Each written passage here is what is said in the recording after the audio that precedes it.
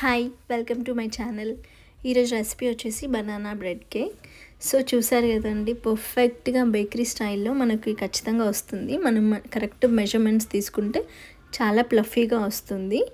చూసేద్దాం, పిల్లలకి చాలా ఇష్టంగా తింటారు ఈ కేక్. ఫస్ట్ ఒక బౌల్ తీసుకోండి, లోతుగా ఉండేది. నేను 1 cup of wheat flour use చేస్తున్నాను.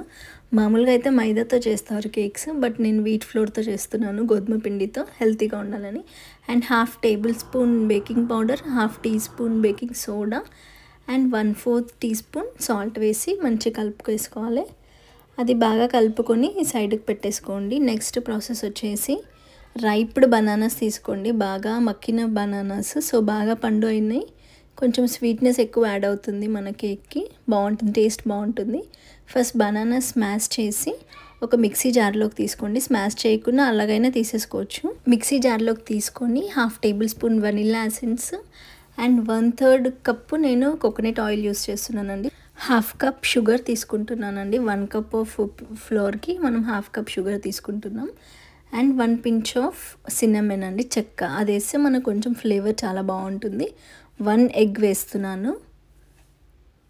మొత్తం కలిపేసి మనం గ్రైండ్ చేసేసుకున్న మిక్చర్ అండి ఇది. మొత్తం గ్రైండ్ చేసుకోవాలి, చాలా మెత్తగా గ్రైండ్ చేసుకోవాలి, బనానా పీసెస్ ఏం లేకుండా. ఇప్పుడు మనం గ్రైండ్ చేసుకున్న మిక్చర్ మొత్తం ఈ పిండిలో వేసి బాగా కలపాలి.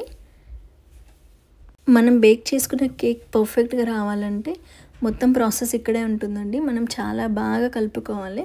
ఈ బేకింగ్స్లో కట్ అండ్ ఫోల్డ్ మెథడ్ అంటారండి. కట్ అండ్ ఫోల్డ్ మెథడ్లో మనం బాగా కలుపుకోవాలి, చాలా స్మూత్గా అయ్యేటట్టు రెండు చాలా బాగా మిక్స్ చేసుకోవాలి. అప్పుడే మన కేక్ చాలా ప్లఫీగా వస్తుంది. చూసారు కదండి, మన బ్యాటర్ మొత్తం స్మూత్గా అయిపోయింది. నెక్స్ట్ ఇది బ్రెడ్ మౌల్డ్. దీంట్లో బటర్ పేపర్ వేసేసుకోవాలి. కింద బటర్ పేపర్ వేసేసుకొని ఈ మిక్చర్ మొత్తం దాంట్లో ట్రాన్స్ఫర్ చేసుకోండి. అండ్ మొత్తం వేసేసుకున్నాక ఒక 2 టైమ్స్ ఇలా కింద కొట్టండి. సో అందులో ఏమైనా ఎయిర్ బబుల్స్ ఉంటే మనకి పోతుంది, కేక్ అనేది బాగా వస్తుంది. సో నెక్స్ట్ ఓవెన్ ప్రీహీట్ చేయాలి మనం ముందే. నేను 400 డిగ్రీస్ దగ్గర ప్రీహీట్ చేశాను. ప్రీహీట్ చేసి 50 మినిట్స్ టైం పెట్టి బేక్ చేసుకున్నాను కేక్. చూసారు కదా, 50 మినిట్స్ టైంలో నేను బేకింగ్ చేసేసుకున్నాను. చూడండి, మన కేక్ బేక్ అయిందా లేదా తెలియాలంటే మనం ఒక టూత్ పిన్ ఆర్ ఫోక్తో అలా గుచ్చి చూస్తే ఆ ఫోక్కి ఏం అంటట్లేదు. సో మన బేకింగ్ పర్ఫెక్ట్గా అయిపోయినట్టు. నెక్స్ట్ మనం అది తీసేసుకొని బటర్ పేపర్ నుంచి రిమూవ్ చేసేసుకొని బ్రెడ్ పీసెస్ లాగా కట్ చేసుకోవడమే అండి. మన కేక్ ఇంకా రెడీ అయిపోయినట్టే. చూడండి, చాలా బాగా వచ్చింది, చాలా ప్లఫీగా వచ్చింది. మీరు నేను చెప్పిన మెజర్మెంట్స్తో చేయండి, మీకు చాలా పర్ఫెక్ట్గా వస్తుంది, ప్లఫీగా వస్తుంది, టేస్ట్ కూడా చాలా బాగుంటుంది. ఈ కేక్లో మీకు కావాలంటే మీరు కొన్ని choco chips, fruits and nuts కూడా యాడ్ చేసుకోవచ్చు, చాలా బాగుంటుంది.